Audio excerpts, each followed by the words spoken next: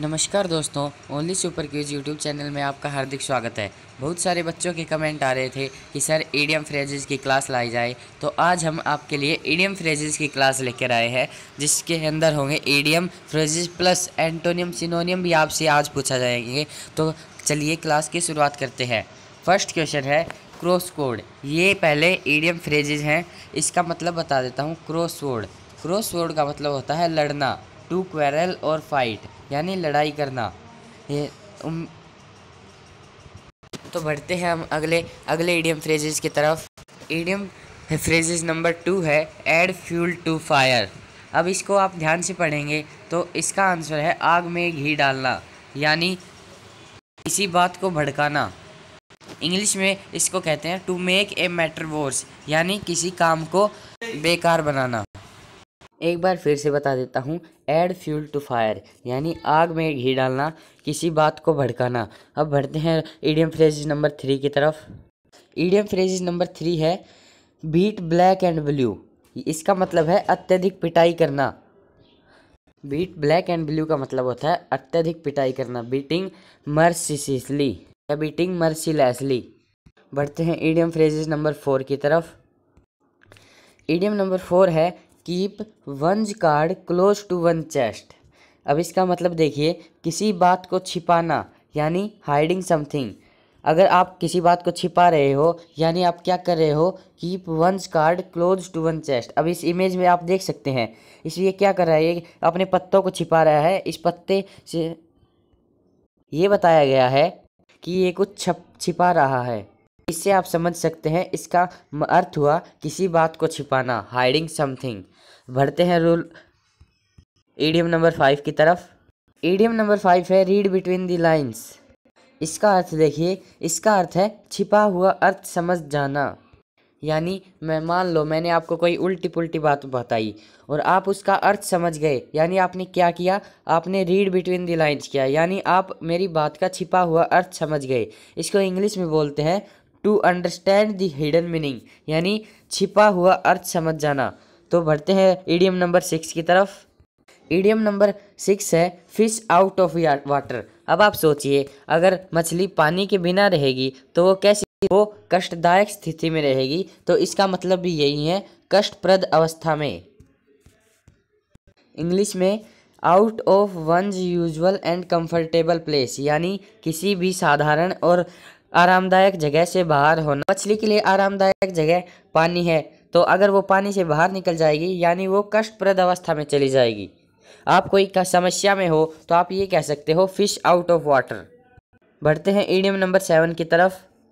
अब idiom number 7 है etching palm. Etching palm का मतलब होता है रिश्वत लेने की आदत होना। हमारे यहाँ पे कहते हैं कि हाथ में खुजली चल रही है, मतलब पैसे आएंगे। इचिंग का मतलब होता है खुजली होना। यहीं से ये ईडियम बना है। इचिंग पाम का मतलब होता है रिश्वत लेने की आदत होना, और क्रेविंग फॉर ब्राइब। और आपको मैं बता दूं, ब्राइब का मतलब ही भी रिश्वत होता है। तो आप याद रखेंगे, इचिंग पाम का मतलब होता है रिश्वत लेने की आदत होना, क्रेविंग फॉर ब्रेव।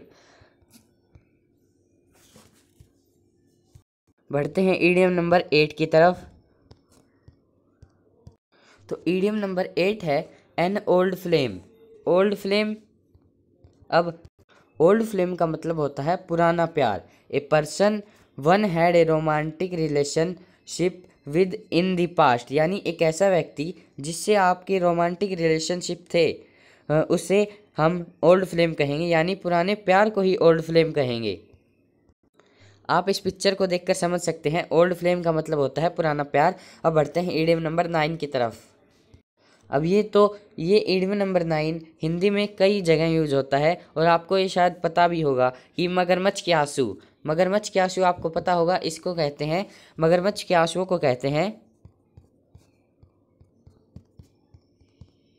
मगरमच्छ के आंसुओं को कहते हैं दिखावटी आंसू, यानी एक ए फॉल्स डिस्प्ले ऑफ ग्रीफ, यानी दुख का दिखावा करना।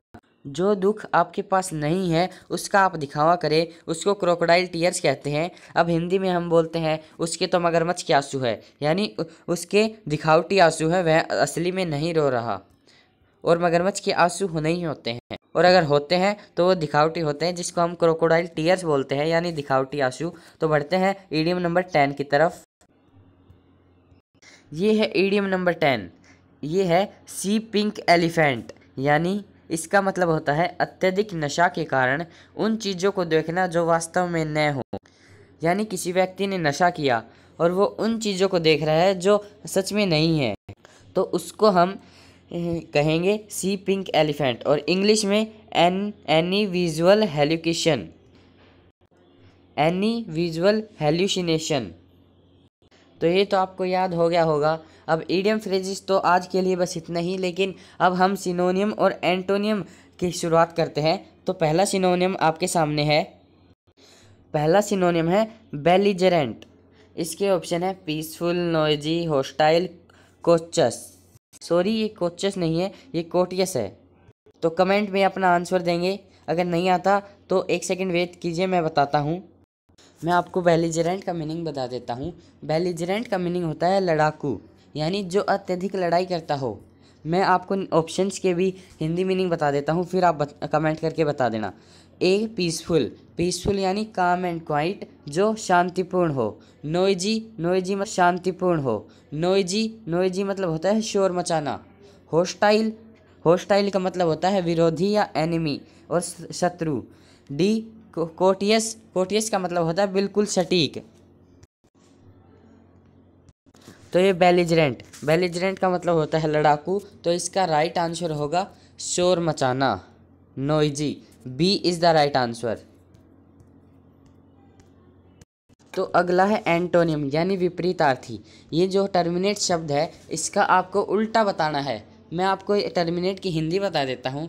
टर्मिनेट का अर्थ होता है समाप्त करना या किसी काम को ख़त्म करना। अब ऑप्शन की भी हिंदी सुन लीजिए। ए कन्फाइन, कन्फाइन का मतलब होता है सीमित। रिपील, रिपील होता है निरस्त करना। कमेंस, कमेंस का मतलब होता है शुरू करना या बिगिन करना। प्रोग्रेस, प्रोग्रेस का मतलब होता है ग्रोथ। तो अब आप अपना आंसर कमेंट में दीजिए कि इसका टर्मिनेट का एंटोनियम सही क्या होगा। इसका राइट आंसर होगा कमेंस, यानी शुरू करना। तो टर्मिनेट का सही एंटोनियम होगा कोमेंस, यानी शुरू करना। आशा आपको ये समझ में आ रहे होंगे। अगले सिनोनिम की तरफ बढ़ते हैं।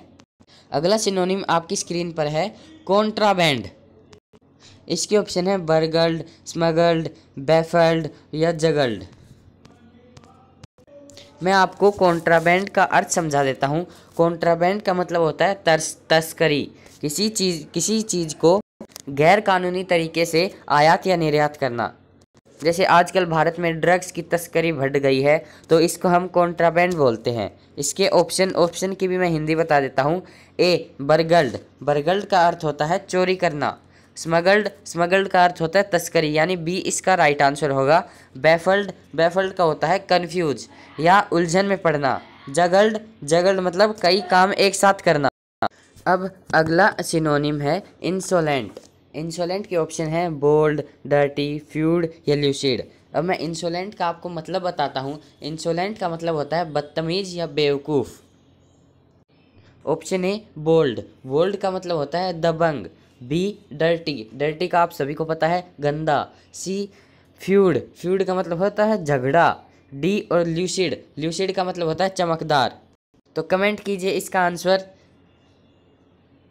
तो इसका आंसर होगा फ्यूड, यानी जो बदतमीज होगा इंसोलेंट वही तो झगड़ा करेगा।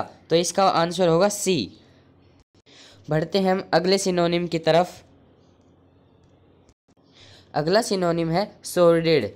इसके ऑप्शन है अनप्लेजेंट, वेरिएंट, रिजिडिटी और टेंडर। मैं आपको सोर्डिड की हिंदी बता देता हूँ। सोर्डिड का मतलब होता है घिनौना या नापसंद। ऑप्शन ए अनप्लीजेंट, अनप्लीजेंट का मतलब भी होता है नापसंद। बी वेरिएंट, वेरिएंट का मतलब होता है प्रकार। सी रिजिडिटी, रिजिडिटी आप साइंस में पढ़ते हैं, इसका मतलब होता है कठोरता। डी टेंडर, हमने कई बार सुना होगा वहाँ पे टेंडर निकला है, तो इसका अर्थ होता है प्रस्ताव। तो इसका राइट आंसर होगा ऑप्शन ए अनप्लीजेंट, यानी घिनौना या नापसंद। बढ़ते हैं अगले एंटोनियम की तरफ। अगला एंटोनियम है बेबल। इसके ऑप्शन है हैंडसम, क्वाइट, इग्नोरेंट या केयरलेस। मैं आपको इसकी हिंदी बता देता हूँ। बेबल मतलब होता है हड़बड़ाहट से। हैंडसम, हैंडसम मतलब आपने कई बार बॉयज़ के खूबसूरता के लिए यूज किया जाता है हैंडसम। बी क्वाइट, क्वाइट का मतलब होता है शांत। सी इग्नोरेंट, इग्नोरेंट का अर्थ होता है अनजान या अजनबी। और केयरलेस डी, जिसका मतलब होता है लापरवाह। तो इसका राइट आंसर क्या होगा? इसका एंटोनियम होगा, तो इसका जो राइट आंसर होगा वो होगा बी शांत। बेबल का अर्थ होता है हड़बड़ाहट से, इसका एंटोनियम होगा शांत। बढ़ते हैं अगले सिनोनियम की तरफ। अगला सिनोनिम है एपिटोम। एपिटोम का अर्थ होता है प्रतीक। तो इसके ऑप्शन है टाइप, टाइप का अर्थ भी होता है प्रतीक। बी एक्सटेंशन, एक्सटेंशन का होता है बढ़ाना। सी रूढ़ी, रूढ़ी का अर्थ होता है सुर्ख लाल या सेब जैसा लाल। डी लाइवली, लाइवली यानी जीवित। तो इसका सही सिनोनिम होगा ऑप्शन ए टाइप यानी प्रकार। एपिटोम का मतलब प्रतीक, टाइप का मतलब भी प्रतीक या प्रकार। अब बढ़ते हैं अगले एंटोनियम की तरफ। अगला एंटोनियम है असेंट। असेंट का मतलब होता है सहमति। ए है सेपरेशन, सेपरेशन का मतलब होता है अलग होना। बी कन्फ्यूजन या कन्फ्यूज होना, जिसका उलझन में होना। सी डिसेंट, डिसेंट का मतलब होता है असहमति। और D self interest, self interest यानी खुद में इंटरेस्ट रखने वाला व्यक्ति। तो इसका राइट आंसर होगा असेंट का सहमति और डिसेंट मतलब असहमति। तो इसका सही एंटोनियम होगा सी, यानी decent is the right answer. अगला सिनोनिम है परफिडियस। परफिडियस इसका सिनोनिम बताना है। ए है vigour, B disloyal, C bondage, D relinquish. आप अपना आंसर कमेंट में लिख सकते हैं।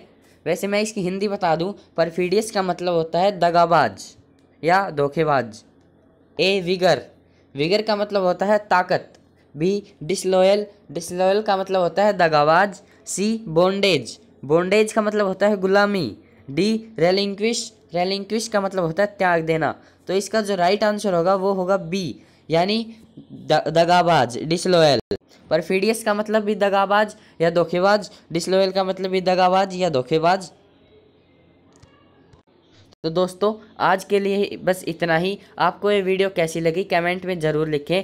और मैंने देखा है दोस्तों, आप कल वीडियो व्यू तो कर लेते हो लेकिन लाइक नहीं करते। दोस्तों आपके एक लाइक से हमें बहुत सपोर्ट मिलता है। तो वीडियो अगर अच्छी लगी हो तो लाइक ज़रूर करें। Thank you.